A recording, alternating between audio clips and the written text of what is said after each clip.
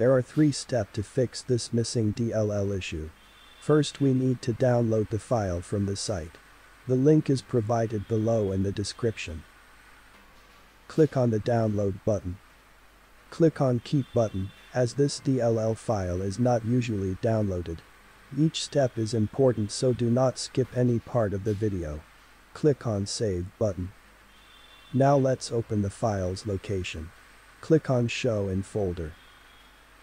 Now locate the file and right-click on the file. Select copy from the menu.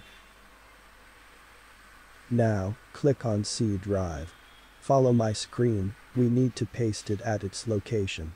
Navigate to Windows directory.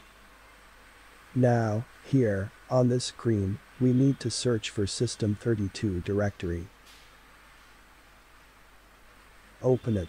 So this is a location for the file. So just right-click on a blank area and select paste. Click continue when asked. Now right-click on taskbar and select task manager. This is going to be important step.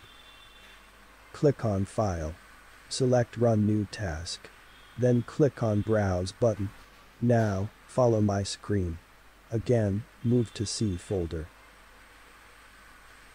Then go to System32 folder. Here, find the file with name CMD.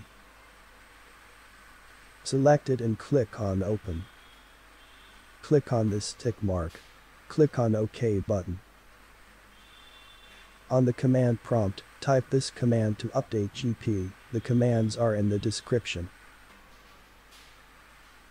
Now, we need to check the disk. So type this command now. This may take a few minutes. You should be good. If you still face the issue, then I will help you out in comment section. Just put your detailed error message, like the video to help me back.